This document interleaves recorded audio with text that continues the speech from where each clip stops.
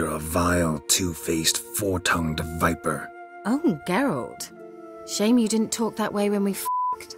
Alright, I'm finally home and I've slowly begun working on my Things You Missed in Skellige video. And as I was reviewing some old videos, as well as some new footage related to that zone, I noticed the tiniest but rather curious detail, and so I want to share it with you.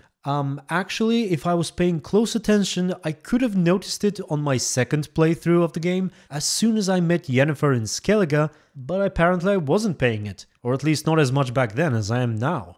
Anyhow, it turns out that if Geralt is forced to kill Keira Metz after she pulls that trick on him to get Alexander's notes, he will not share this with Yennefer when he goes to Skellige, provided of course you finished Velen before Skellige, but that's something almost everyone does anyway. Here's how the meeting with Yen goes if Keira lived and went to Kaer Morhen. Got another option. Go to Kaer Morhen. These witches Ciri came across. She was lucky to escape them. Witches? Creatures more like. Can't say exactly what they are, but they're dangerous. Very. Also ran into an old friend of ours in Velen, Keira. What on earth is Keira Metz doing in that wasteland? Hiding from witch hunters. Listen, she told me an elven mage had been there looking for Ciri. Good. You'll need to tell me more when we have some time. And as I'm recording this, I now wonder whether there are any differences if she doesn't go to Kaer Morhen but still lives. I assume not, but maybe I have to try it sometime, or perhaps you guys will tell me down in the comments. And also, do we actually get to tell Triss about Keira when we meet her in Novigrad? I guess I have to check that out as well. Okay, and here's what happens if Geralt killed Keira. Didn't have to end this way. These witches Ciri came across. She was lucky to escape them. Witches? Creatures more like. Can't say exactly what they are, but they're dangerous. Very. That's about all I've learned. Good. You'll need to tell me more when we have some time. He does not mention her at all. And what I find interesting is the way he delivers his last lines. It almost sounds like he's about to say something more, but then just says that that's all he's learned. Can't say exactly what they are, but they're dangerous. Very. That's about all I've learned. Good.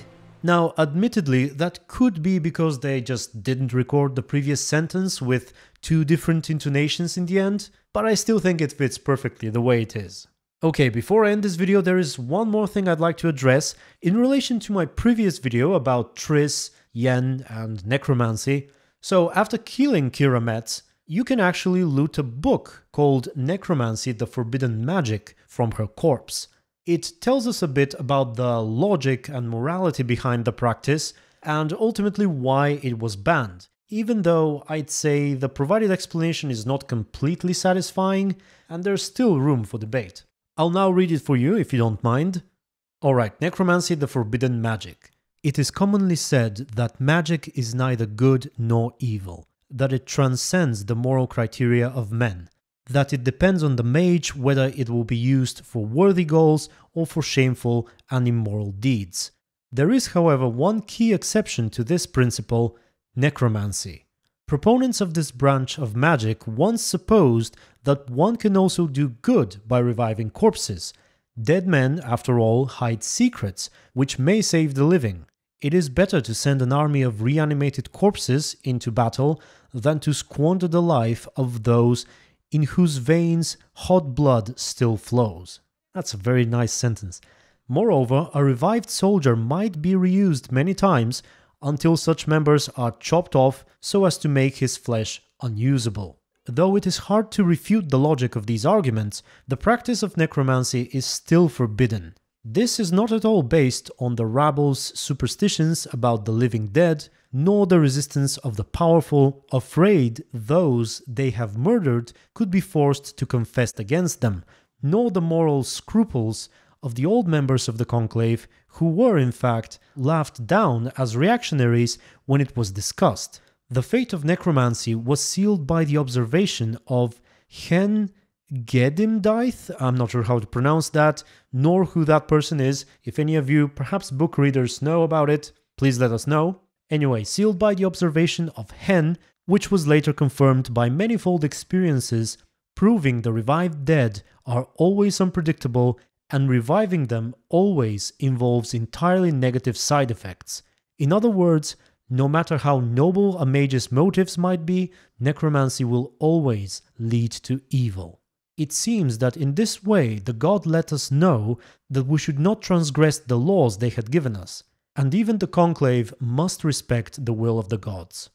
And that was it. Alright, tell me what you think of Geralt, Keira, the necromancy, and just all of this.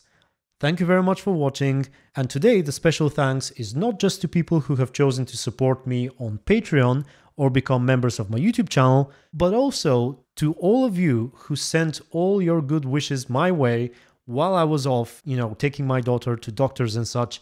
Thank you very much. It really made me feel wonderful. I think everything is alright. We did learn a couple of new things and I might make an update video about it after some time has passed and, we see how it goes. Alright, that was it. Thanks once again, and until the next video, stay tuned and be good. What? Rules are light. What? Old man Newman left me a gift last time. What? You'll look fucking amazing. Floppy diddly. On top of Don't me. know how to give, you can't receive.